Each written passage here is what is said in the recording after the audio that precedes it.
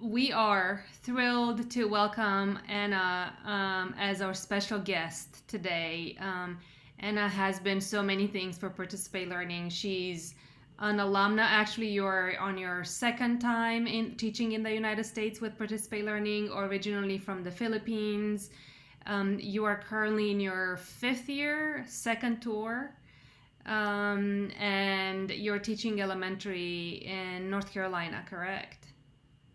So, welcome, Anna. Anna is also a longtime member of United We Teach community, and if you've been in many of our either the summit sessions or United We Teach live chats, you know she is very active in conversations. She's already shared a lot of her thoughts and a lot of her strategies with us all. So we feel very grateful to you, Anna, for taking the time to put this presentation together and for sharing with us the different ways in which you use technology to engage students. So I'm going to stop sharing now and hand it over to you. Feel free to share your screen.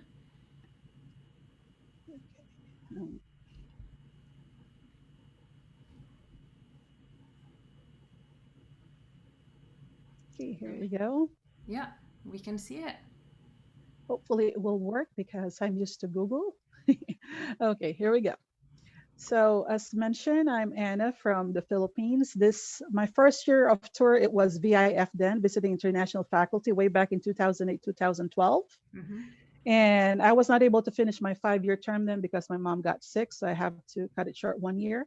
Then after 4 years, I decided to return again with my family, my son and my husband. And we started our my second term in 2016, and it's already Participate Learning.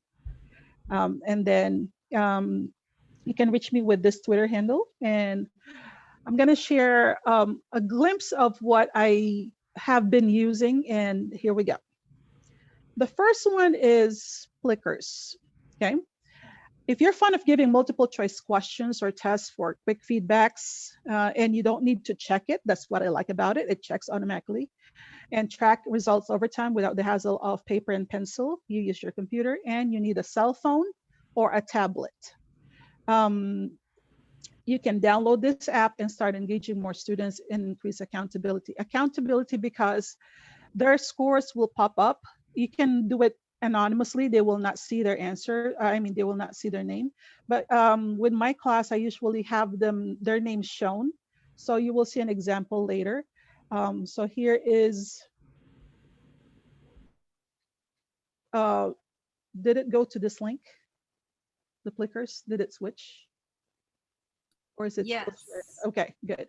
So this is the main link to join Plickers, and it is hyperlinked in our. I'll share this presentation to you later. You will just click this one; it will go hyperlink to that. Now I'm going to show you my. The uses is number one for pre-test formative. It can also be a post-test summative or mastery of skills. I usually adopt it in math and science since I'm teaching 5th grade. Now for availability of the cards looks like this when you print them.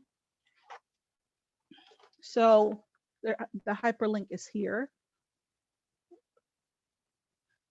Okay, once you see this, just click this one. It's free. That's what I like. You don't need to spend money. Okay, so it looks like this. So when you print it out, it's the first one is 1 to 40. Those are the free cards. So you can have 40 students using it. I can zoom in and let me show you. Now you notice that there's A, B, C, D in the corners, and this is card number 1. And card number 2 will look different, but it also has the A, B, C, D on it. So whenever they use it, so it prints by 2. Then afterwards, I cut it in half. So each student will get one of this. And I laminate it on a cardstock so it will be thicker.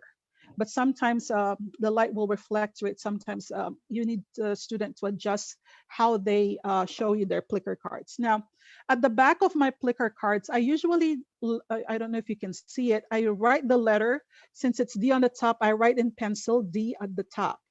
The purpose of this, so they don't need to look at the front in order to show me. So If their answer is D, it should look like this. If their answer is C, they see the letter C here and it matches the one there. So they just turn it around. There's a video later showing you how it is being done. So you might say, what is this thing that she's using? So Plicker cards, again, there are multiple choice. The purpose that I see here is children usually copy answers from each other. Like if you say one is A or two is B, sometimes we use the fingers to do multiple choice type of questions. So it gives them more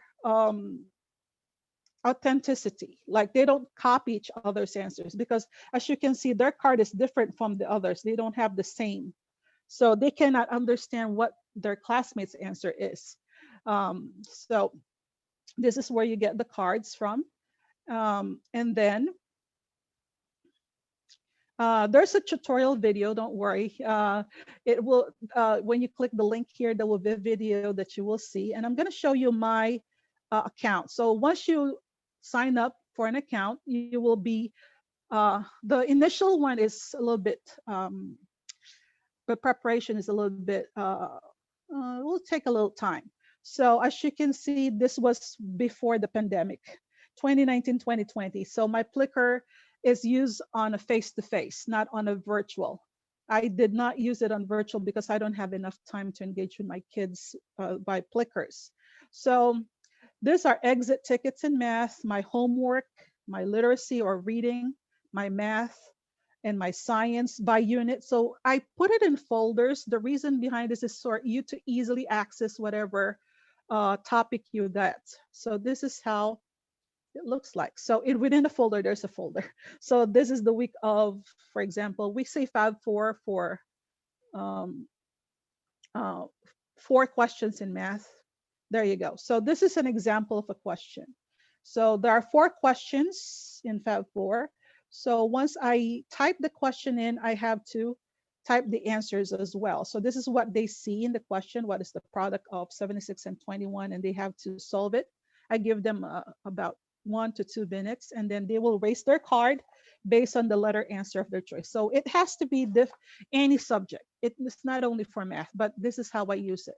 And then afterwards, with your cell phone, you can proceed to the next question. So it it projects to our smart board, and then if you have a computer network, you can project it to your computers, and then you once they show you the card, you will scan it by your phone or by your tablet, and it will get the answers automatically and scores it.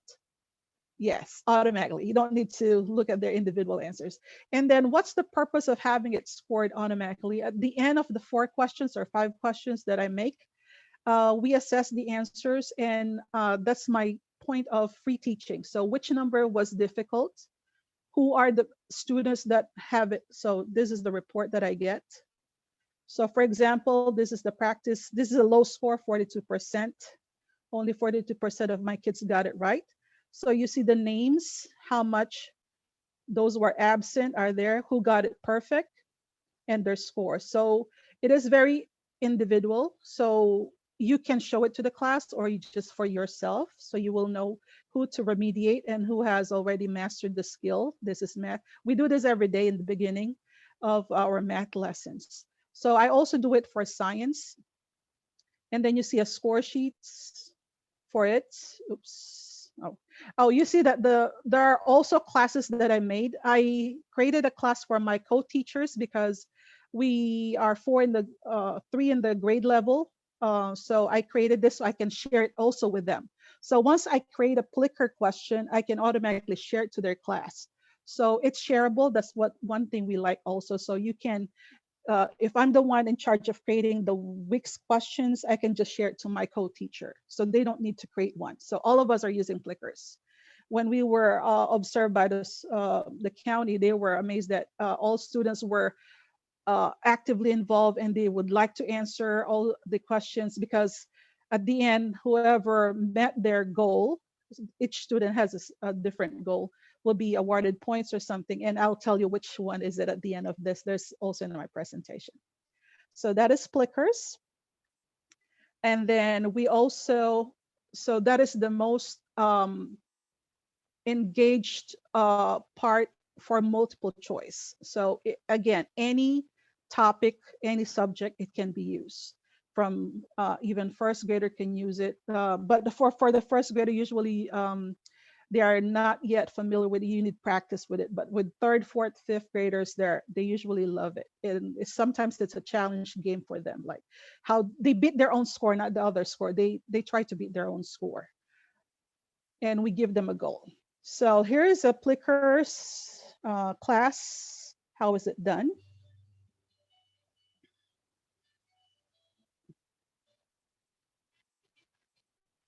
So you see the teacher holding her cell phone, and the question like the one I showed you earlier, is presented on the smart board.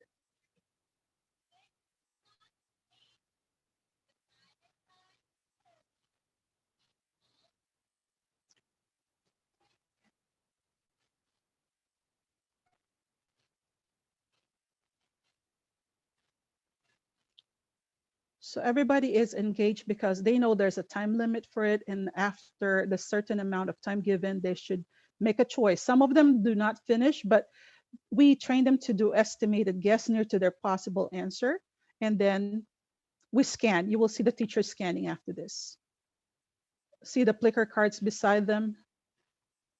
Each one will have their own assigned to their number, and their number is assigned to their name. Here we go. So they erase the Plicker cards, and the teacher will just scan them from a distance. Sometimes we need to be near it because the glare of the lights, and this is the results. Probably the teacher has talked to the students that they will share result and will show it. Sometimes some students are sensitive, so I don't reveal some answers with their names.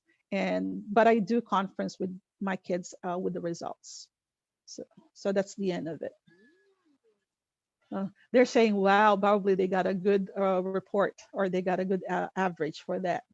And sometimes we celebrate, like everybody, if they got 75% passing, we celebrate with a cheer, a dance, or probably a raffle. Yeah, we raffle some from the treasure box. So let's go back here. Sorry, pausing. So that's Plickers.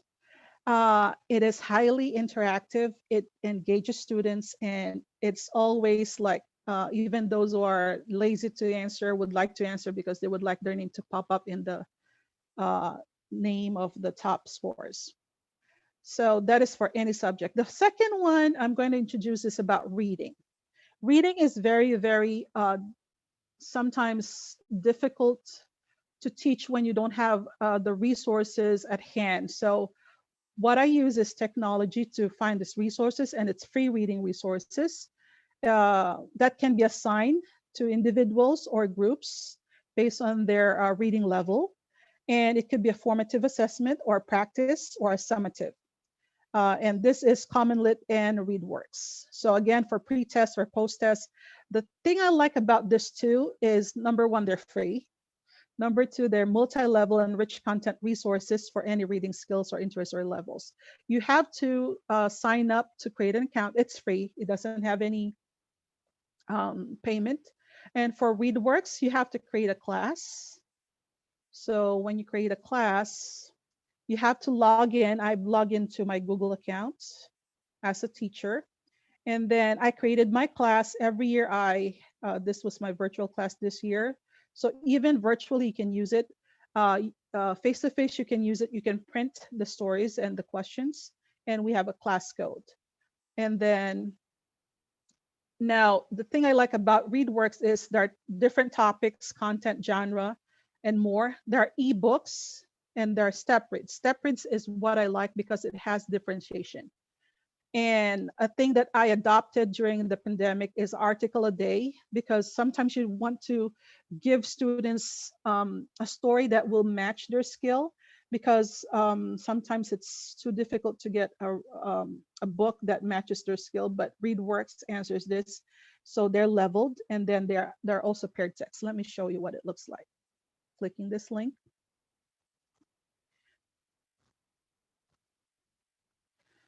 So here are the reading passages. These are the ebooks. that you can choose. It tells you the grade level, the lexile, the number of words, what is the category. And then the step reads are differentiated. They usually are on challenging and easy. And then here's the article a day, wherein it provides a set.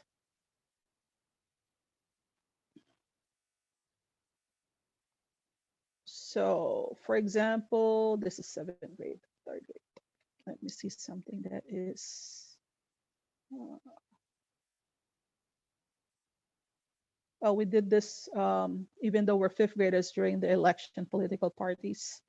So it can read aloud, okay? It has a vocabulary, and here's the step read. So the step read is, this is the original passage. You see, do you know what a political party is? The step read will change some of the wording to make it much easier, and it chunks it up to smaller parts. So this is a lower level for your lower level kids, and it has a question set, of course. Now, once they answer question sets, you can do the full or the express. It will grade it automatically. Again, you don't need to grade it. The only thing you need to grade are the one that they have to type the answer in. But if it's a multiple choice, you always have those answers set. So you can assign directly or add it to your Google Classroom, or you can print it. So again, when you find your content by grade level, by topic, special collection, you want text type. So you have to use filters if you need to. The Lexile level, this is important for me whenever I assign to kids. Again, you can assign it to individual kids or to your whole class. So for remediation or for enrichment. Now, the thing that they updated this time is they have monthly theme that you can, this is the article a day. So again, by grade level, it's up to sixth grade. You can assign the scope and sequence for them or explore topic.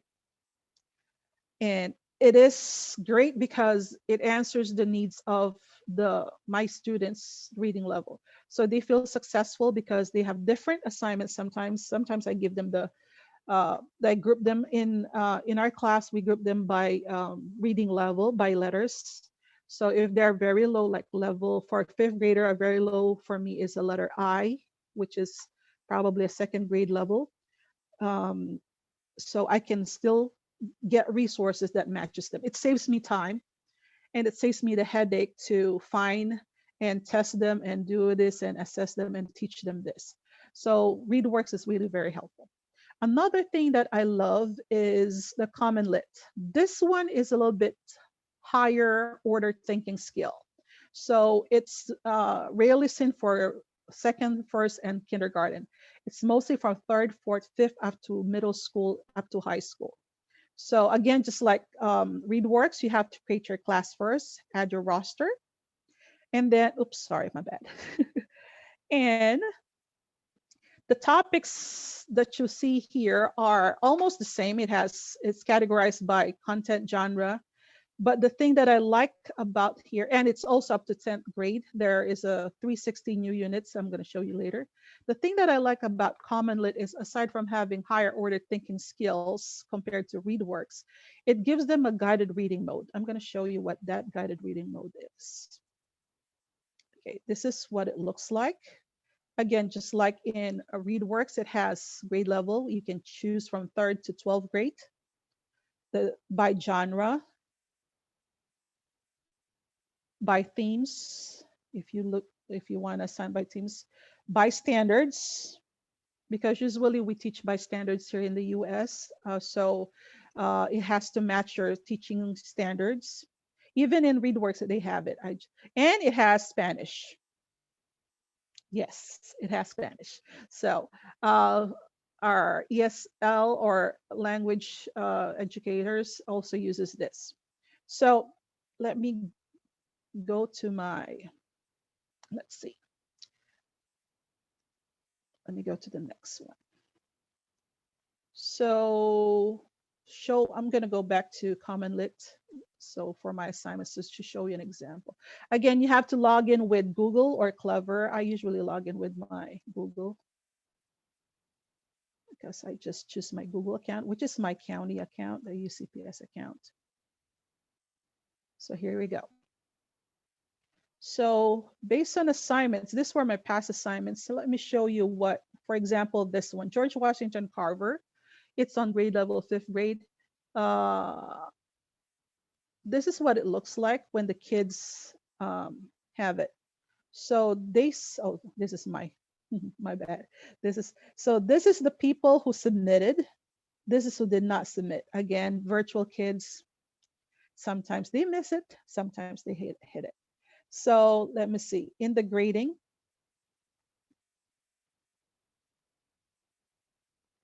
so it says here the answer, and then you can assign grades as well. So you can hide names when you want to share it to your fellows or to your students. Okay, what I want to do is show you what it looks like. There you go. So you can assign it. There you go. It has a read aloud and it has a translate. So if I have a student who is new to the country and does not speak fluent English, they can click the translate button. So this is and they can highlight as well, just like a regular highlighter when they take their test. So it is really, I usually use this before the EOGs because this is what I'm saying. So you can change the font, you want it bigger. So guided reading mode, I assigned this enable guided reading mode. So whenever we read it, before they can go to the next part, let me see if it's, yes, no, it's not. If it's going, because this is teacher mode, I think.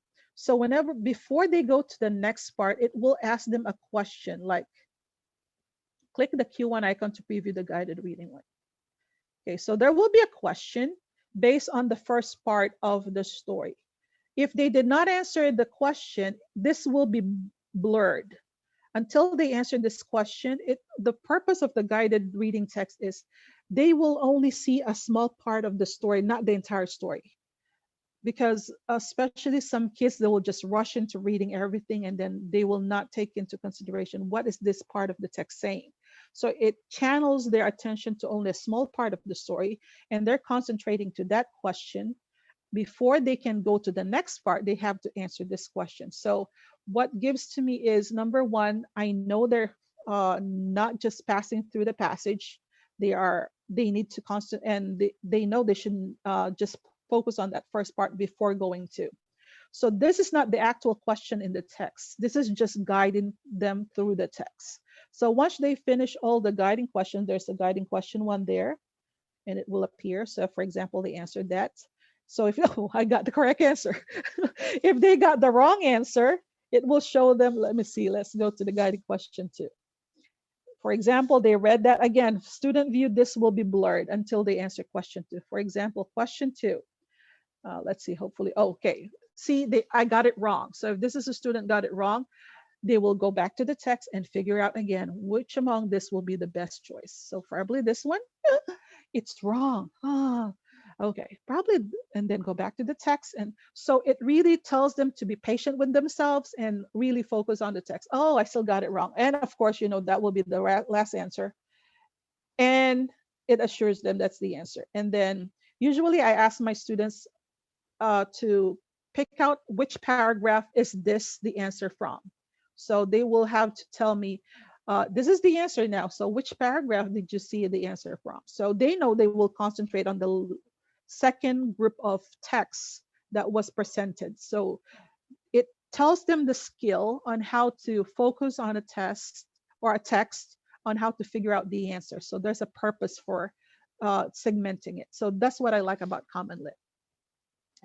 Again, there's a tutorial for that. Don't worry. I know we only have 20 to 30 minutes today. So that's Commonlit. And then for ReadWorks, let me see if I can share my assignments.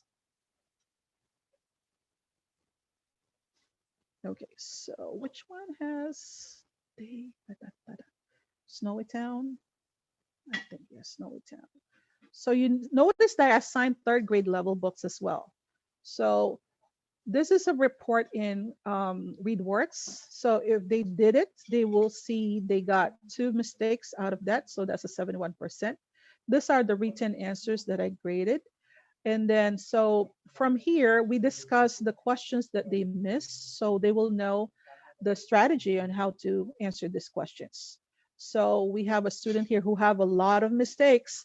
And then there's another here where they can have an option to retake it if they want to after we talked about the question. So again, it's more of guiding them how to arrive with a strategy that will fix their mistakes or reinforce what they have done to get the answers. Again, usually there are 7 to 10 questions in ReadWorks. So this is the assignment. So these are all hyperlinked. If you might not be able to open them, probably it's my account. So, but once you make your own account, usually this is the one that you will be needing to click. This is where, there you go. So you have to sign up, and then it's a free account. There's no payment for that. So and then create your own account, and then of course enter your student's name. So they will be automatically scored once they logged in. And usually I link it with my Google Classroom account because it's easier. I don't need to type anything, and it can link to their Google Classroom. So whenever I assign it to them, they just go to Google Classroom, everything is there. If you don't have Google Classroom, don't worry. You can just copy your code, and then they go to ReadWorks and they type your code. So again, Commonlit also is right here. So this is where you sign up and get your account. So if you teach lower grade, I recommend ReadWorks. If you teach higher grade, I recommend Commonlit. But in my case, even though I'm teaching 5th grade, there are some of my kids are really low in reading, so I need to use also ReadWorks. Okay, and then we go to my favorite. So we had classroom engagement with multiple choice question. We had reading. This time is math. Yes, we're going to complete all the subjects. So for math, we have thinking blocks. So we've been using this in the Philippines because of Singapore math method. I'm surprised that they have adopted it recently, and it's in technology based. So what is thinking blocks? It is an online version of Singapore math method using blocks to model word problem that requires addition, subtraction, multiplication, fractions to solve preloaded word problems, and step-by-step block modeling are organized by math topic. Just like reading, math needs to have a certain language skill, so you can have to chunk it up. Like when we're teaching reading, you have to chunk the sound to be able to read the word. In math, you have to chunk the numbers to be able to solve the problem. So here we go. This is the link that you're going to click. Yes, I love math. This is my best subject. So thinking blocks is a learning suite tools designed to help students solve math problems. I will not read everything. You can read it that later. Let me show you what it is. So it is I was surprised to find this during the pandemic. It was free, and I love it. Like, you can print it, but I usually use it digitally. So this is for junior edition. I usually use a lot of fractions, thinking blocks. Let's try addition, lower grades, okay? So this is what it looks like once you click it. And then click the orange arrow to log in. So these are different strategies in thinking blocks. Let's start the easiest one, part to whole. So usually I ask the students to read it out loud, and then the concept about thinking block is everything is a whole, and then it has parts, and you can relate those parts into the problem. So just like this one, John won some money. He used 27 to buy a speaker. He used the remaining $23 to buy a board game. How much money did John want? So first thing you have to do is you have to label which is the total. Is it the money won, cost of the board game, cost of the speaker? So I'm going to be a student that don't know what the answer is. I'm just going to putting everything here, not thinking of anything. Okay. And then again, so this means this is the total money won. This is the cost of the board game. And the purple is the cost of the speaker. I'm going to check if I'm right. Oh, I made a right guess. So, oh, I'm a student right now. I made a right guess. So I think I understand the problem. So now we have to label how much money was won. So it's I usually ask them to go to the question first. How much money John won? So if I label that here, I'm going to make a mistake. So I just randomly arrange it and then I click it. It will say I have to change something, and this is what I need to change. So even without the teacher, this is self-paced for a student. So as they do it on their own, they learn. There will be 5 problems for each topic. And I roam around and help students. Those who are doing it on their own, they can see the feedback here that this is wrong and that is wrong. So I can probably switch them. So I look at the question again, how much money he had won. So that's the question. That's what we're solving. And this is what it is. Let's see if it's correct now. Once it's right, it will go to this part. Now, there are parts here where you can write if they don't have a paper pencil beside them, just like when we're in virtual class. I asked them to use a drawing to show me their solution sometimes. So if I need the whole, and this is a part and that's a part, I tell them to add. If this part is missing, I told them to subtract. So my kids know that if this is a part and that's a part, we add those numbers. So clicking this one, we had 23 plus 27. So they can use this as a scratch paper. So that's going to be 0, carry the 1 and 5. Okay, my ugly writing is there, but of course. So usually they call me if they say they would like me to check their answer. If not, they just proceed answering. So they got 50. So they click that and then they check and see they have. Sometimes the robot will dance. I don't know if this will. No, he did not. So that goes on and on. So um, the cool thing about this is it is dynamic. If you are in the beginning math for your kids, you usually do this. In 5th grade, we usually do uh, multiplication and fractions, so and ratios. These are the thing. But this is a cool thing also right here. By the way, you can scroll down if you need a video to tell you how to teach it. There are videos at the bottom or how it is understood, because I know thinking blocks is like amazing for me because I've been using it before with my co-teachers. They said, it doesn't make sense.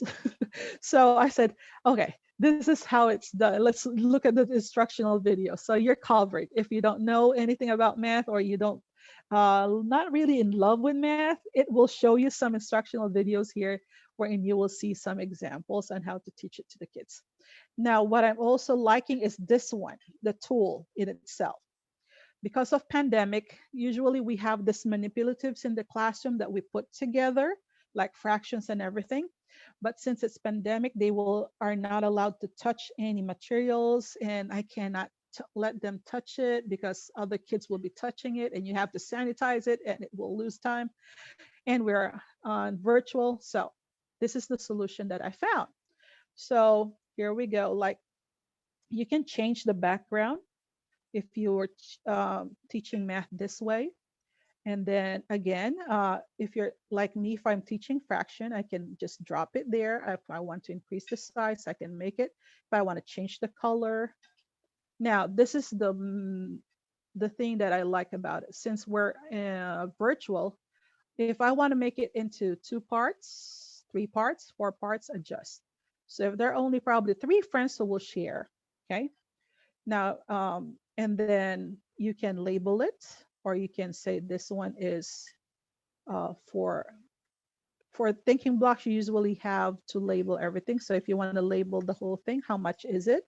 So again, you can label it and then put it there. Like this one is, for example, 40, 140. So, and then no, let's make it 150. And then Teresa got 1 part. No, I don't need that. 1 part is for Teresa. So I'm gonna type Teresa there. This is Teresa's. And then the other two parts are Jose's, Jose. So I'm gonna change the color of this. Oops, it will automatically add. And I'm gonna extend this. Change the color of that into Jose is blue. So there you go. Just gonna adjust that. Okay. Anyway, so you can do any of that. But the thing that I like also is sometimes you're running out of ideas what problem to give them. There's a solution here. Click the Q. Oh, let me erase everything first. Click the Q and it will create its own word problem. So you can choose which one you want. And that's the one I usually use for review or things that I need to reinforce with my kids. So it is a resource. So it is there, it is free, and it's easy to use. So it takes time sometimes to play around with the things that are here, so you'll be able to be used to it, and it is amazing once you get to used to it. Even though you're not a math enthusiast, it will be, as it times goes, I promise you, it will be easier. And it helps kids to visually see what they're solving. So thinking blocks is go get. Now that's the end of the presentation, but of course I want to uh, have the expanded bonus links that I also use. Again, there are video tutorial link within this presentation, and the bonus links are gamification of your lesson. I know most of you are teaching in the US are already aware of this because of pandemic. We have been using a lot of this. Among the thing that I love was Kahoot and quizzes, like quizzes, because it's like multiple choice type of question. You type it in, and then or they're already ready-made ones that you can adopt. So again, this is link. Gamifying is usually there's a tutorial video on how you're going to start, and then this is the link for the kids uh, to enter the game pin. So you're already covered. How do they join? So this is the how they join. Going back to the original, I forgot to show you what it looks like. This is my account. Yes, maybe. Let's see. Oh yes, it's again. I always use my Google account. Log in.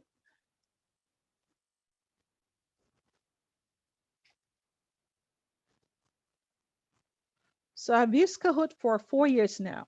No, no, since before my first term, there's already a Kahoot, but it has, this is Discover. Like you can find a ready-made Kahoot in math, science, English, social studies, general knowledge, literature, history. But I have my own Kahoot that I have. Let's see. There you go. So, oh, it's telling me to, it's an offer. Okay, I'm getting it out. I don't buy it. It's free. There's amount to pay for if you want to expand your horizon and do most of it. Sorry, but I don't. I usually just use the free ones. And then the quizzes also, the thing that is new to quizzes this year is it has lessons. So unlike quizzes before, you can create a lesson. So this is my account. It's basic, it's free. So this is my library of things. I usually use science for quizzes. So the thing about a lesson, you see this lesson new, it's not just question and answer. You can teach it. Like you can have a live lesson or assign. Let me show you what it looks like. So you have to build it. So this is the lesson I'm teaching them. They can see it. And then after I teach it, they will answer a question immediately after that, 2 or 3. And then I teach another part and then question again based on that. So it's not the usual quizzes before. If you've been using quizzes, now with the lesson you can teach before the app. So it's immediate feedback of did they listen, did they understand what you just presented. So this is what I like about quizzes now. Okay, Kahoot is also the same. So once they answer, there will be scores assigned to them. So again, being kids, they want to compete with each other, and they would like to have the highest score. And they just have them arranged to the first to their rank, and then have the top three winner, highest score, and they're happy with that. And they are learning. And sometimes I assign it to them, and they can do it at home to practice. So when we do it on live online or in school, they already know the concept. The thing behind science is they have to master those concept, because it's mastery of the concept and application of the concept is needed. So I really am thankful for quizzes for being a part of my lesson every day. And some kids who don't like to memorize stuff, they don't know it, but as they do it again and again, they tend to know those, like what is friction, what is force and motion. So I trick them into learning. And the last one is, I'm not sure if this is available in your country, but here we are huge in Class Dojo.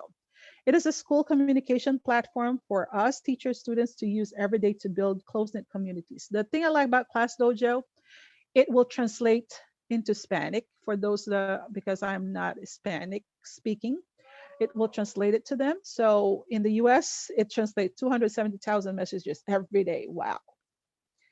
So this is the Class Dojo. It is for positive behavioral intervention. There's a, again, tutorial video link for you guys later. So what does it look like? Oops, this is the, not the one that it looks like. This is the, when you signed up. Let me go back to the original. Let me show you what Class Dojo looks like. So it's a platform wherein you can announce. So this is our school's Class Dojo, and this is my classroom Class Dojo. We have an account as a school, so all teachers will have it. Usually we have a representative who does that. So you see here that they're like shout outs. If you tweet, it's like a Twitter. And sometimes you can post video of your classroom. Now for me, this is my class. Aside, this is the class story. Like just like, so this is where I announce like graduation stuff for, because they're fifth grade, they're graduating. What do they need to remember? Okay, reminder again. So you can create a event. So an event could be your graduation, your picture day, and you will assign the date, and you can choose which pictures you'd like emoji or whatever. So usually I just type, recently I typed graduation, so it produced those graduation caps. And then I said school, so it's just this one. For our virtual class, it's the computer. Birthday, sometimes I announce. But anyway, so it will announce immediately, and it goes to the account of your parent, and or 5 days before if you want them to be reminded the day before, an hour before, so they will not forget to attend or do what is that you wanted. So that was for an event. If you don't want an event, you just post something like this, like a Google link doc that I need them to register for. So different stuff. Sometimes I just make a shout out to kids that are doing well in class so the parents will know. So this has been translated by somebody in our school. So, and even my co-teachers can post something like, this is my music teacher. So she posted something to remind my kids. And this is the EOG passing score when I was trying to tell them to um, what score they should do to get a passing grade. So I said, you got this. So it's a motivation. Okay. So that is Class Dojo. What I like about Class Dojo, as I told you earlier, is that they earn points when they do good in my Plickers, right? So this is the classroom. They have their emoji. So this is their name. So whenever they get good scores, I click their name, and then I give them positive points like chat reactions. They checked in on time. They collaborated with their team. You can change this. Different kinds of things you will award points. The highest point is turn in classwork. Showing respect is also high for me. The highest score is 5, by the way. So you can create any skills that you want. With the needs work, since we're uh, positive behavior intervention, we don't do negative stuff, but other teachers do. Like they add a skill and they would like to deduct a point whenever they did not, for being noisy or for anything that they don't like, behavior that they don't like them to be doing, for being late or for, I don't know. But for us, it's always positive behavior. And the thing, it generates reports, and the parents will see that for a day, how much percent, like, let's see, Abigail. Oh, they also redeem points in our treasure box. Like Abigail has 57 points. For every 20 points, they can get anything from our treasure box or something. Emily's my top scorer. She always submits stuff. She always help people. So it's not only for work, classwork, it's also for behavior. We usually use this for behavior. The more positive things they do, the more points they get. Now, those people that do not participate well, we still have a group presentation. So sometimes I did not create a group, but usually in the face-to-face, I have a group that they will be able to do their stuff. And I would like to stop talking. And again, as promised, there are all virtual tutorial. In summary, in order to keep up with technology, we must all be willing to change and have an open mindset and learn one towards innovation. And remember, technology will never replace you, great teacher. But in the hands of great teachers, technology is transformational. This is from George Couros. And here's the bit.ly account